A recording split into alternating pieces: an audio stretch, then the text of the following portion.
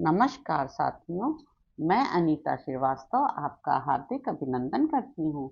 श्रीमद् वाल्मीकि रामायण में आज का प्रसंग है सुग्रीव का श्री राम को समझाना तथा श्री राम का सुग्रीव को उनकी कार्य सिद्धि का विश्वास दिलाना। श्री राम ने शोक से पीड़ित होकर जब ऐसी बात कही, तब वानर राज सुग्रीव की आंखों में आंसू भर आए और वे हाथ जोड़कर अश्रु गदगद कंठ से इस प्रकार बोले। प्रभो, नीच कुल में उत्पन्न हुए उस पापात्मा राक्षस का गुप्त निवास स्थान कहाँ है? उसमें कितनी शक्ति है? उसका पराक्रम कैसा है अथवा वह किस वंश का है? इन सब बातों को मैं सर्वथा नहीं जानता, परंतु आपके सामने सच्ची प्रतिज्ञा करके कहता हूँ कि मैं ऐसा यत्न करूंगा जिससे मिथिलेश कुमारी सीता आपको मिल जाएं। इसलिए शत्रुघ्न वीर, आप शोक का त्याग करें। मैं आपके संतोष के लिए सैनिकों सहित रावण का वध करके अपना ऐसा पुरुषार्थ प्रकट करूंगा जिससे आप शीघ्र ही प्रसन्न हो जाएंगे। इस तरह मन में व्याकुलता लाना व्यर्थ है। आपके हृदय में स्वाभाविक रूप से जो धैर्य है उसका स्मरण कीजिए। इस तरह बुद्धि और विचार को हल्का बना देना, उसकी सहज गंभीरता को खो देना आप जैसे महापुरुषों के लिए उचित नहीं है। मुझे भी पत्नी के विरह का महान कष्ट प्राप्त हुआ है, परंतु मैं इस तरह शोक नहीं करता और न धैर्य को ही छोड़ता हूँ। यद्यपि मैं एक साधारण वानर हूँ, तथापि अपनी पत्नी के लिए निरंतर शोक नहीं करता हूँ। फिर आप जैसे महात्मा, सुशिक्षित और धैर्यवान महापुरुष शोक न करें, इसके लिए तो कहना ही क्या है। आपको चाहिए कि धैर्य धारण करके इन गिरते हुए आंसुओं को रोकें। सात्विक पुरुषों की मर्यादा और धैर्य का परित्याग न करें। शोक में, आर्थिक संकट में अथवा प्राणांतकारी भय उपस्थित होने पर जो अपनी बुद्धि से दुख निवारण के उपाय का विचार करते हुए धैर्य धारण करता है, वह कष्ट नहीं भोगता है। जो मूढ़ मानव सदा घबराहट में ही पड़ा रहता है, वह पानी में भार से दबी हुई नौका के समान शोक में विवश होकर डूब जाता है। मैं हाथ जोड़ता हूँ, प्रेम पूर्वक अनुरोध करता हूँ कि आप प्रसन्न हों और पुरुषार्थ का आश्रय लें। शोक को अपने ऊपर प्रभाव डालने का अवसर न दें।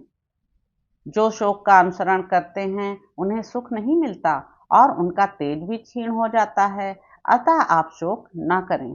राजेंद्र, शोक से आक्रांत हुए मनुष्य के जीवन में भी संशय उपस्थित हो जाता है, इसलिए आप शोक को त्याग दें और केवल धैर्य का आश्रय लें। मैं मित्रता के नाते हित की सलाह देता हूँ, आपको उपदेश नहीं दे रहा हूँ। आप मेरी मैत्री का आदर करते हुए कदापि शोक न करें।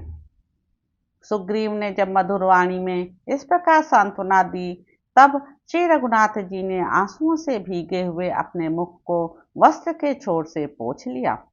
सुग्रीव के वचन से शोक का परित्याग करके स्वस्थ चित्त होकर कुष्ठ भूषण भगवान श्री राम ने मित्रवर सुग्रीव को हृदय से लगा लिया और इस प्रकार कहा। सुग्रीव, एक स्नेही और हितैषी मित्र को जो कुछ करना चाहिए वही तुमने किया है। तुम्हारा कार्य सर्वथा उचित और तुम्हारे योग्य है। सखे, तुम्हारे आश्वासन से मेरी सारी चिंता जाती रही। अब मैं पूर्ण स्वस्थ हूँ। तुम्हारे जैसे बंधु का विशेषतः ऐसे संकट के समय मिलना कठिन होता है, परंतु तुम्हें मिथिलेश कुमारी सीता तथा रौद्र रूपधारी दुरात्मा राक्षस रावण का पता लगाने के लिए प्रयत्न करना चाहिए। साथ ही मुझे भी इस समय तुम्हारे लिए जो कुछ करना आवश्यक हो उसे बिना किसी संकोच के बताओ। जैसे वर्षा काल में अच्छे खेत में बोया हुआ बीज अवश्य फल देता है, उसी प्रकार तुम्हारा सारा मनोरथ सफल होगा। वानर श्रेष्ठ, मैंने जो अभिमान पूर्वक यह वाली के वध आदि करने की बात कही है, इसे तुम ठीक ही समझो। मैंने पहले भी कभी झूठी बात नहीं कही है और भविष्य में भी कभी असत्य नहीं बोलूंगा।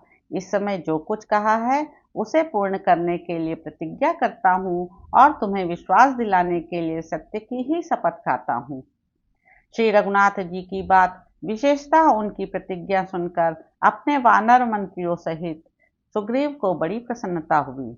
इस प्रकार एकांत में एक दूसरे के निकट बैठे हुए वे दोनों नर और वानर ने परम सुख और दुख की बातें कही जो एक दूसरे के लिए अनुरूप थी।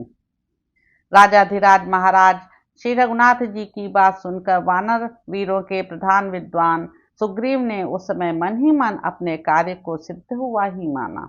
तो इस प्रकार साथियों, किष्किंधा कांड में निहित 7वां सर्ग यहाँ पर समाप्त होता है। इसके अगले अंक में आप जानेंगे कि सुग्रीव का श्री राम से अपना दुख निवेदन करना और श्री राम का उन्हें आश्वासन देते हुए दोनों भाइयों में वैर होने का कारण पूछना। यदि मुझसे उच्चारण अथवा किसी भांति की भी कुछ त्रुटि हो गई हो तो क्षमा प्रार्थी हूँ। मेरे YouTube चैनल संवाद विद अनीता को लाइक करें, शेयर करें, सब्सक्राइब करें। धन्यवाद साथियों।